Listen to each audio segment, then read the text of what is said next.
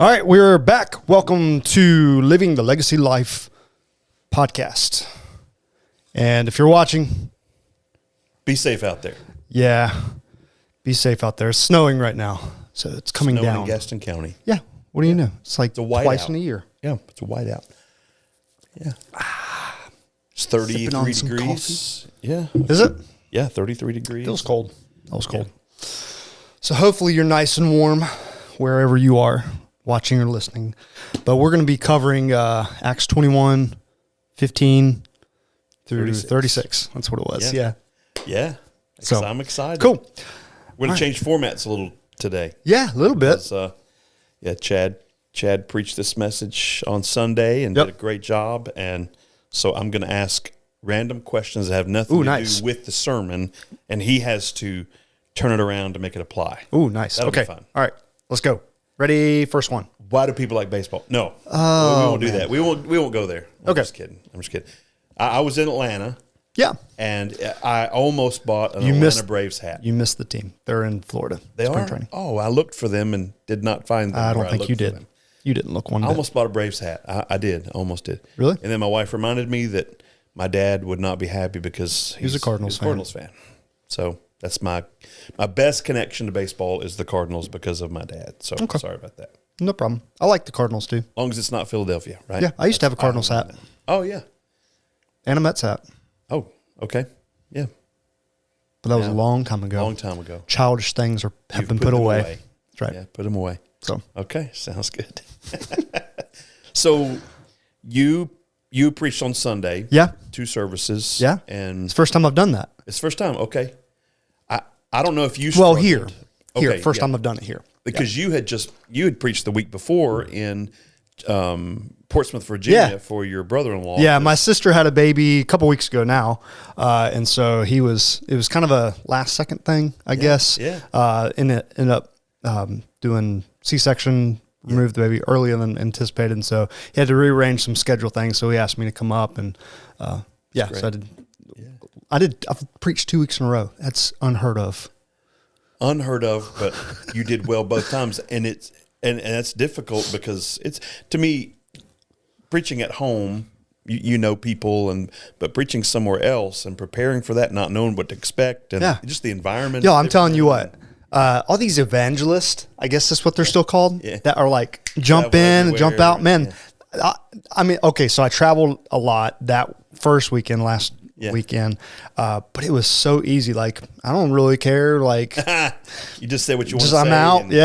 Kind of get in, get out. Say it, and then I'm leaving. Yeah. Oh, yeah. My dad did that for a long time. And he would say that, you didn't want to go in with guns loaded, but at the same time, it's like, I'm just going to do my thing. And I remember asking Mark, my brother-in-law, I said, what do you want your church to hear? Yeah. Is there something that needs to be said just from another voice perspective or somebody coming in, whatever? I always try to ask that question, as a visiting preacher or whatever. So, but anyway. Yeah. And you did what we do here. You did in Portsmouth. You continued on with their preaching series, and that's what we're doing here. So you took the next. Yep. They gave me a passage and said, "Hey, here's your verses." And so, and that's nice, but at the same time, that can be difficult as well because you've not been there for the whole series that they're in. And so you have done a lot in the last couple weeks. So we'll try to make this always easy fun. Today. Make it easy.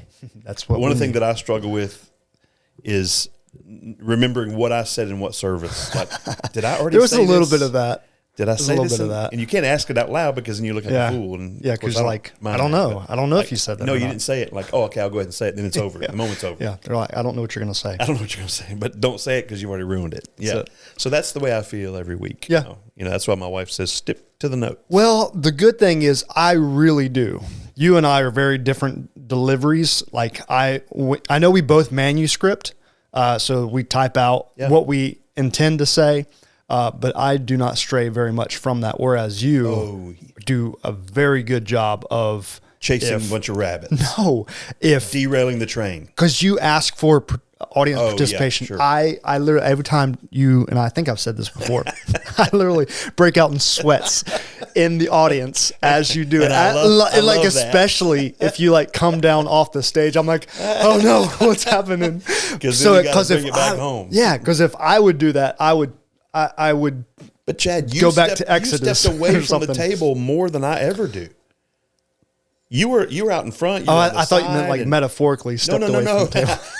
no. I mean that seriously. Like, because one time you were just going for a while, and you were in front of where the table that we preached from, and then the illustration. It was great, man. I was glued in. Yeah.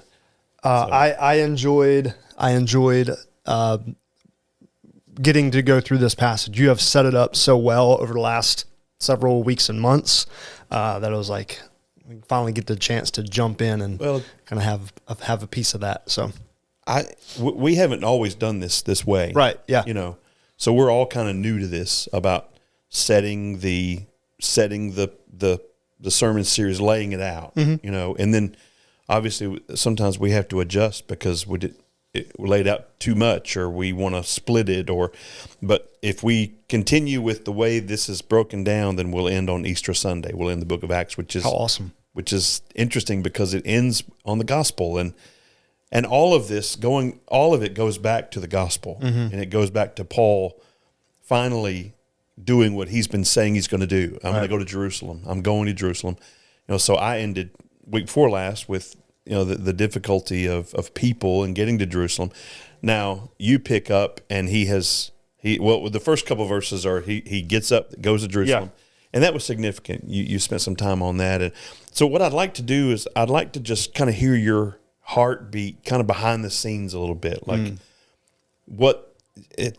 in our life groups we usually ask what stood out to you in this particular what stood out to you, and then you had three main points of dealing with people along the way and journey, and just describe your thoughts. I think the main thing that really stands out in the passage, and it was last week too, was just Paul's insistence on going to Jerusalem, no matter what he faced, no matter what trials or tribulations he thought was going to happen or prophesied were going to happen. He was just determined because he felt God called him to go there. I think for many different reasons, and kind of scholars have kind of maybe thought a couple different things, but I think he was just excited to share mainly about the church at Jerusalem was kind of like the catalyst for all this stuff, sending people out. And then he was just excited to get back and to tell all the stories of what had just happened. I think was kind of the main motivation, and I don't know that he could have stood staying away for much longer. Yeah, there's so many things that has happened, not just to Paul, but through Paul as well. And you mentioned several of those examples of things, people he had met, things he had seen, all because the gospel had gone out from Jerusalem into these Gentile places. Right. And I think we had said that a few weeks ago. One of the reasons Paul was taking this gift of monetary gift to Jerusalem was to say, we want to bless you for the blessing of the gospel. The gospel's gone out from this place, and the gospel has done these things because of, and we want to bless the church in Jerusalem. So what are some things, you mentioned three different types of people along the journey. Yeah. And as you were discussing that, lay that out for us. Well, I think it really centers around that you try not to like insert yourself into the story, because it's not about you. It's not your story that it's not your giant that you're killing. Right. The kind of scenario that we talk about a lot of times. But it is kind of hard to separate yourself from the same types of things that Paul is going through. And so I had just said, God, every single individual who is a believer in Jesus Christ is called to do something great for God. Wow. Yeah. It is far from anything biblical that we see that someone comes to the saving knowledge of Jesus Christ and then just like exists. Yeah. And they are, okay, everything's the same. I'm a Christian. And so I'm just going to live my life now just under the the term Christian. But God always calls every single individual to do something great for him. It could be something around the world. It could be something close to home. It could be multiple things every single week or months. But God always calls us to do great things for him because he's a great big God. Yeah. And so if God calls us to do something great, there are always going to be three types of individuals who come around us. Yeah. The first one is there's going to be people who are right there beside of us. The whole idea behind that is that they are linking arms with us. They see the vision that God has called us to and them to as well. They're going to be working with us. Yeah. The second group is just your group of encouragers, the people who give wisdom, support, whether that's relational support or financial support to help you do the vision. And then third is the group that Paul experiences as well, but probably on a much larger scale or harsher scale, maybe, I guess, than what we typically would, is people are out to get you as well. But it's not just that they're out to get you. It's really the enemy behind them that is wanting to stop the spread of the ministry, the gospel. And so we just kind of spent a lot of time unpacking those. The first group we had talked about, or you had kind of really set up that group of individuals who were in conflict a little bit with Paul, but they also came to the finalization of let the will of the Lord be done. Yeah. Okay, Paul, if that's what God has called you to, we're right here with you. And so in verse 15, which is kind of where our starting text was, it says that phrase, after these days, we got ready and went up to Jerusalem. Yeah. After everything that they had just experienced with Paul, of Agabus prophesying that his hands and feet were going to be bound, and they knew that he was going to be arrested. And Paul not only said, I'm going to be arrested for the cause of Christ, but I will also die for the cause of Christ. They heard that as well, and they were, in a sense, aligned with him. Yeah. And so it really kind of stood out to me that they were really wanting to do the ministry, and they got ready and they went with Paul, even though they knew he was going to. And I don't know if it was like we're going to try to protect you from this stuff happening, or we're going to be arrested right there beside you as well. Yeah. So whatever the case may be, they went with him and did the work of the ministry. The second group was those that were in the Jerusalem church, James included, and the elders there. Yeah. And I think they were really backing Paul and him wanting to continue to do the work. But there was more of a, hey, we're going to give you some wisdom. Yeah. Here's what's being said about you. Here's the rumors that are untrue. We know, but we're here trying to protect you. And so they really had his back and gave him some counsel. And I know last week you had talked about, I guess, the wisdom that he didn't listen to. This time he does listen to some wisdom from other people. Yeah. And then that last group is kind of the crowd that surrounded him and wanted him to be killed or arrested and taken away. And so we talked about all three of those groups of people.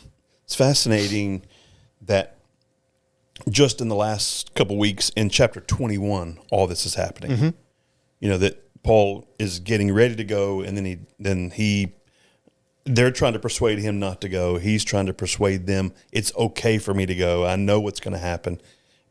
And then he finally goes, and that's the difficulty of the great and beautiful thing about following God wherever he leads is that he's already has the plans worked out.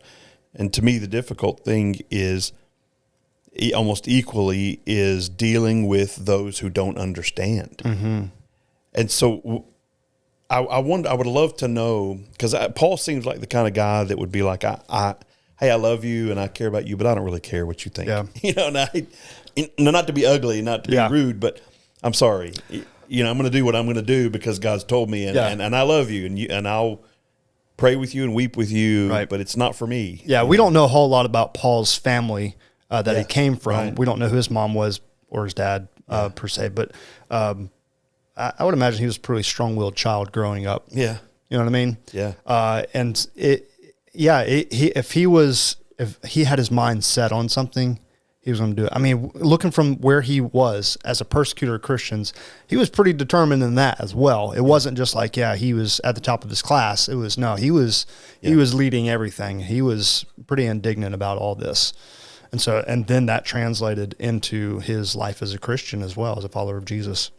As we see him going forward too, like you were saying, these different things growing up, being a Pharisee, but also being a Roman citizen. Yeah.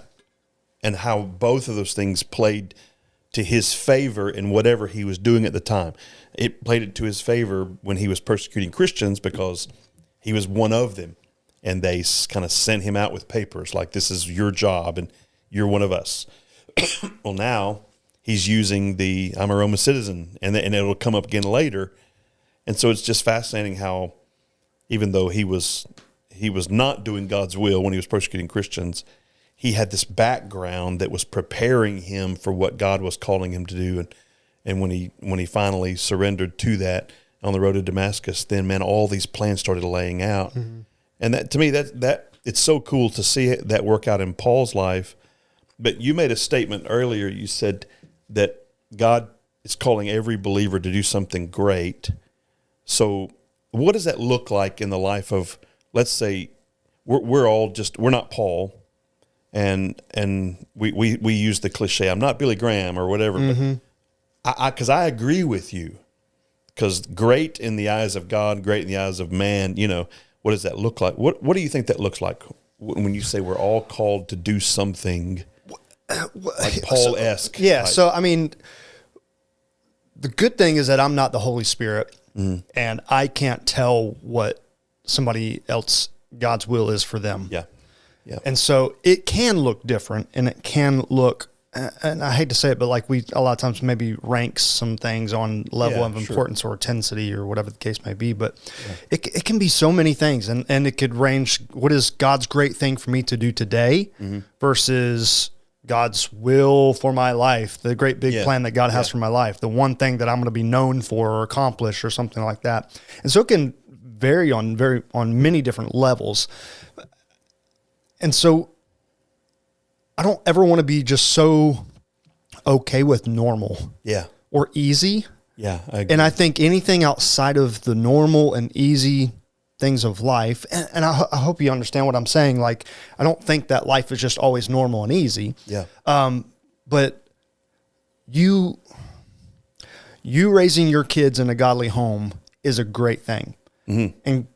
But that's something God calls everybody to. Yeah.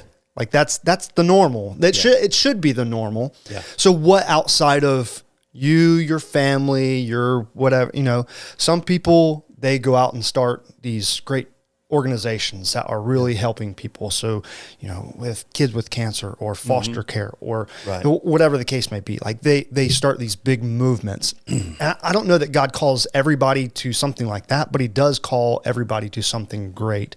Something great could be opening your home and inviting your neighbors in, or you starting a community, something, in your neighborhood. That could be great as well. And so for us to say, I can't say this is what the greatness level is. Like. Yeah. I think can be very independent on every individual. But he does call us above what we see above as normal and easy every single day of life. I agree. And we almost, our default position is the norm, and most people never do anything outside of the norm. Mm-hmm. And we do that in a lot of things. We kind of teach our kids, just blend in, fit in, be normal. Yeah. We don't want to stand out too much. We don't want to be lower or above. We just want everything to be normal, And if we're not careful, that can translate into don't do anything dangerous, don't do anything that stands out, because you will draw attention to yourself. And it can be negative attention. With Paul, he loved drawing attention, not to himself, but he loved drawing attention to what God was doing. And so he would cast out demons, he would heal people, he would speak in open air places where even those around him would say, don't do that, because you're going to draw attention to yourself, and you don't want that kind of attention. And to Paul, it's almost like any publicity is good publicity, because I'm going to get to share the gospel. Yeah. And like I said, it's not that I don't think you believe it, and I don't believe that we all have to be a Paul. That perhaps we are a James, the guy named Manason, who opened his home to them. People along the way that you said that God puts to walk beside us. Yeah. They're doing great things because they're putting themselves in harm's way as well. Mm-hmm. But I agree with you all the way by saying we have to intentionally. I forgot, was it William Carey that talked about doing great things for God, attempt great things for God, and to give it everything you've got instead of just sitting back and being normal. That's hard to do. Well, and I think that's why they threw verse 19 in there, and because it says, after greeting them, he related to them one by one the things that God had done among the Gentiles through his ministry. So that's a constant reminder that we have to be in, is that anything that we do that God has called us to is not because of us. Right. God uses us in our weaknesses. He uses our missteps and our mistakes so that he can be shown great. But it's nothing that we can do. It's what God has done through our ministry. Yeah, absolutely. And so I think it's always that constant reminder too, that when we say, go do something great for God, it's not because you're so awesome. Yeah. It's because God is so great, and he's just simply using you, and all he wants is obedience. And so when God calls us to do something, all we have to do is just pray and then obey. Yeah. The greatest thing we can do is simply allow him to use us. That's good. I love that. And you spent a lot of time on that, just kind of going back through Acts since Paul's conversion and reminding us of some of those stories. Mm-hmm. Man, I just love it. It was like, oh man, I remember when we talked about that. And do you remember when that happened? And I wonder, like, when he was telling those stories, if maybe his traveling companions that had been with him at different places were like, dude, tell him about, bro, do you remember that? Like, Paul's like, I'll get to it. Just give me a chance. You know, like they're so excited because they had seen these things along the journey, and now they're telling to the people in Jerusalem. We have to remember, they didn't have these stories. They didn't have the reports. Yeah. They didn't, and if it probably wasn't for Luke, they wouldn't have had it written down. Yeah. I'm sure Luke was probably one of the ones writing stuff down. There was a very oral tradition of, I have a terrible memory, and I'm a terrible storyteller as well. So I'm like, this happened. Well, what were all the details? My wife's always constantly like, what, did they say anything about happened? That? No. What happened? Why didn't you ask? I was like, I guess it wasn't an important part of the story. Yeah. It is. Yeah. But no, I mean, so I can just imagine, it's interesting because they said they were brought in front of James and the elders, and I don't know what that setting looked like. Right. Kind of back in the day. Like they all came. Yeah, were they just kind of sitting in a room? Yeah. It's not like James was up on like this pedestal or throne room or anything that. Yeah. But they were just kind of, there was organization to it, it seems to me. But they were just telling stories and sitting around, and it says multiple times that they were rejoicing over what God had done, celebrating and excited. They received us gladly. So, there's just tons of stuff in there where they were excited to hear about the work of Jesus Christ throughout all of the Gentile world where Paul had been ministering. I love that. And I want to live that. Mm-hmm. We were talking about it earlier. Like, there's a song, and I can't remember who sings it. It's one of my favorites, And it says, I can't believe how good the Lord is. That's the name of it, how good the Lord is. Yeah. And at the bridge of that song, it says, I'll tell these stories to my kids that they may see your faithfulness, and they will not forget the goodness of God. Yeah. Oh, man, that's like Psalm 78 type stuff. Like one generation tells the next generation of the great things that God has done. I can imagine sitting in that room, hearing Paul tell the stories about all these people, knowing that the church in Jerusalem had endured such persecution because of the gospel, and more was coming. Yeah. A lot more was coming. Oh, yeah. but they had endured these hardships. And one of the reasons that Paul was bringing the gift to Jerusalem was because they had given up everything, and we want to bless these people. And man, and they're just looking at each other like, man, the gospel did this. The gospel did this. And you talk about people sold out to the gospel. So talk to me about, because one thing we were saying was, do we have those stories? Mm-hmm. What does it take in the life of someone? We're not Paul, we're not James, the early church. What does that look like for us to be able to have stories that we can tell our kids that they may not forget the goodness of God? What's that look like? Well, I'll say this. I think there needs to be a space where we share those stories. Ooh, that's good. I think in our cultural context today, we don't really have a great space to share those stories. Wow. And I think that needs to be a precedence for us. We talk a lot about discipleship, and we talk about going and applying the sermon to your life. Yeah. But or maybe it's just me. I don't have a great place where I share all the great things that I have seen in my family or my personal life, and I'm not sure. And this too was, there was I think what I read was like there was about 4 years by the last time that Paul had been in Jerusalem too. So there was bound up energy waiting to be released too. Yeah. All that to say, I think there has to be a space inside believers' lives where that has to be the norm of, now what have you experienced? Where have you seen God? Yeah. Where is God working? And make that part of the everyday conversation instead of see the basketball game, the football game, whatever. We get stuck on that, and that can be great stuff too. Yeah. But to be part of our normal conversation of where do we see God, we've got to make that key, because if we really do want to celebrate all that God is doing, we believe in a big God. So when we celebrate all that He's doing, we've got to share those stories in those spaces. Yeah. And a lot of times what happens is we don't share those wins, the small wins maybe. Right.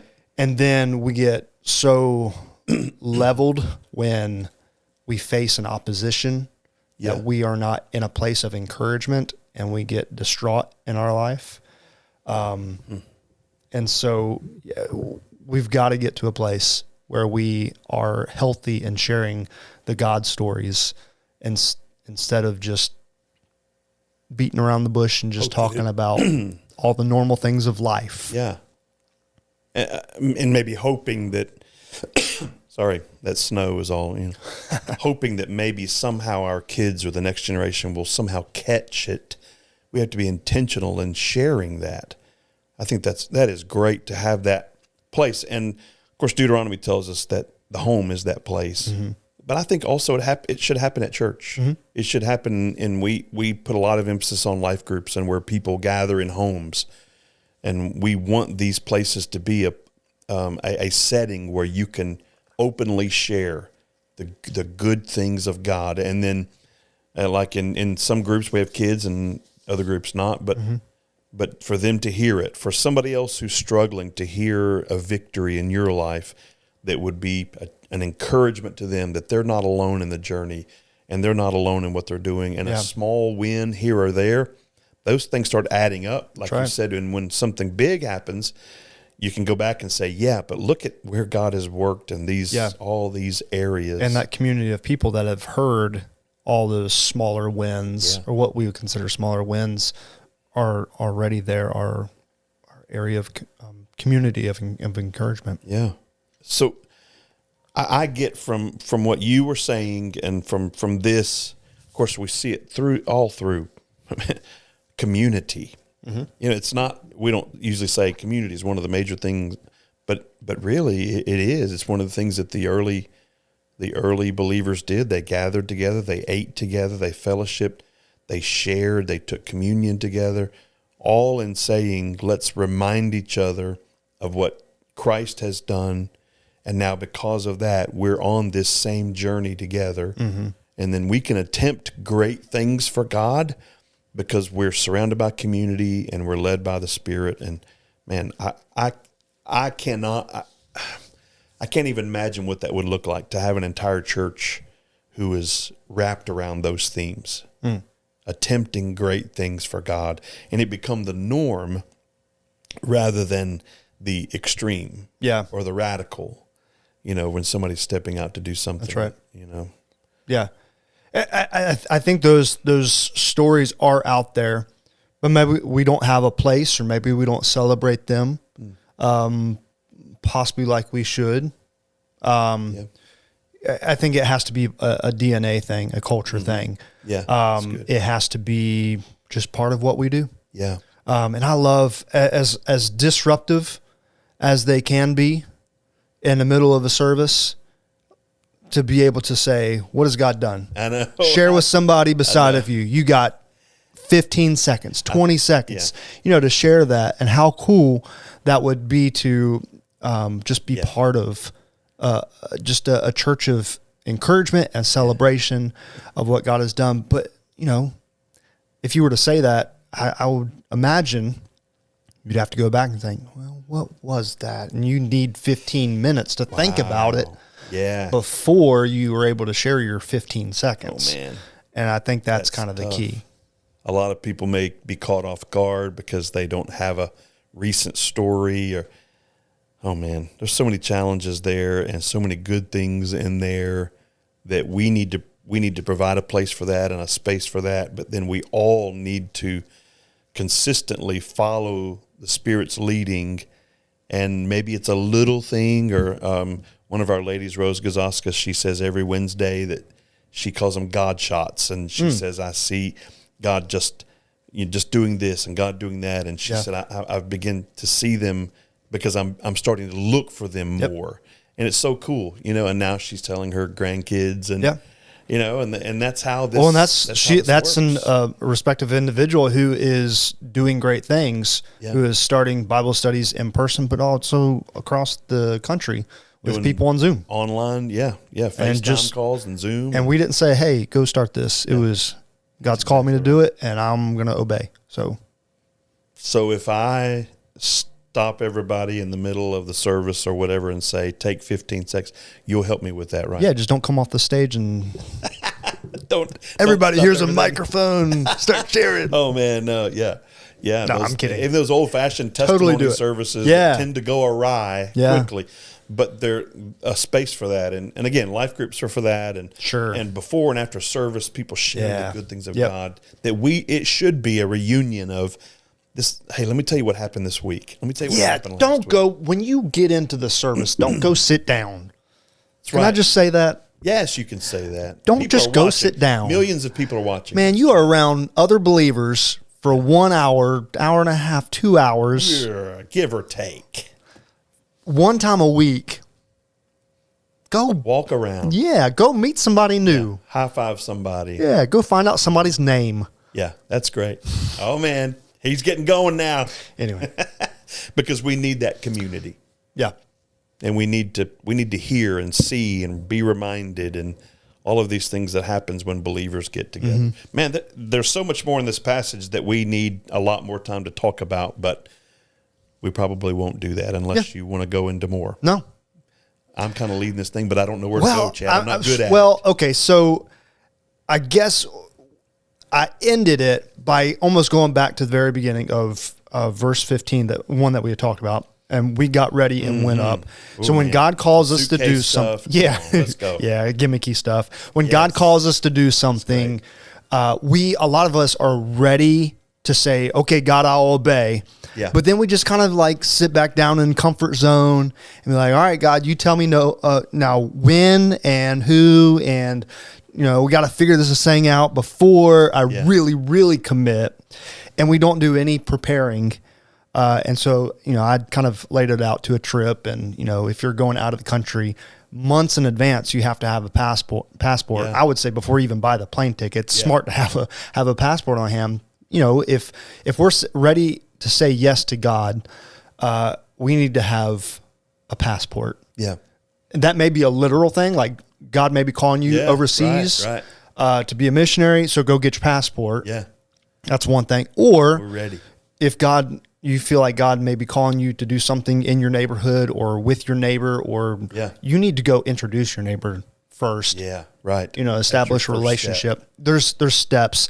And then I said, packing a suitcase. And then I stole this last part from what you have said to a few people, was put that suitcase by the door, because that's what we do as well. Like when all the luggage is ready to be loaded into the vehicle to leave for the trip. Yeah. We put everything by the front door ready to go out, because I despise getting one thing ready and then putting it in, and then what's next? And then you got to take it out. Yeah, and then you got to take it out. It's like, just put it on. Anyway, but so it was, what stage of obedience and ready are you to say yes to God when God calls you to do something great? Wow. And so I kind of put it back on verse 15. We got ready and went up to Jerusalem. I mean, they did it that next day. They were ready to go. They didn't have to, let me phone call mom and dad and let them know. Let me call my wife and let them know that, they had everything ready. They just ready to get up the next day and go. They were prepared and ready. Their yes was on the table. They were ready to obey. And because they had prepared, they were able to move the next day. I love it. So put our suitcase by the door. Yep. I have said that to a few people, and what a great reminder. Have your passport ready, be prepared, and then just go. Yeah. And again, I think, I don't want people to misunderstand you by saying, well, I can't do anything great. Like, I'm not a missionary. I'm not a preacher. I'm not a this. No. Yeah. Great things come from saying yes to God, whether it's across the street in your neighborhood or in the hallway for a student or at the lunch table or whatever it is, or it may be around the world. But saying yes, to have a culture and, like you said, a DNA of we're attempting great things for God, because that's part of our DNA. It's who we are. Yeah. It's Christ in us that's doing the work, and God paving the way for us, and then we just say yes. That's right. Man, yeah. I love it. Thank you for sharing that and pulling those things out. There's a lot in this passage if you want to go, and if you'd like to, you can go back to Facebook and watch again, which I highly recommend, and then meditate on that. And we're going to be in the end of chapter 21 into chapter 22 this week. So read ahead, study ahead, come prepared. I love it. The defense that he gives, because like, hey, who are you? Yeah. Are you this guy that stirred up all this stuff last? Yeah. And they didn't know who Paul was. Yeah. Paul's like, let me tell you. Yeah. Let me tell you who I am. Can I say something? Can I just say something? They're like, excuse me. Yes. That's great. I don't think Paul was very timid about it. No. But it does read like that. Yeah, it's funny. Let me tell you. Yeah. You'll know who I am. Yep. It's crazy. Awesome. All right. Close us out. Let's do it. How do you want to close out? I don't know. You usually do that. Go Braves. We don't even know who that is. So this Sunday, 9 and 11, we'll be back. The snow will be gone. Yep. Yeah, that we will not. It's probably gone now. A cumulative snow. But for now, it's coming down, so we'll enjoy it. And we'd love to have you if you are in the area. If not, you can watch us online on Facebook. Yep. Or YouTube. Yep. All the things. See, on the website. I'm going to ramble until somebody stops me. Cut them off. Have a great week. See you. Thanks, Darren.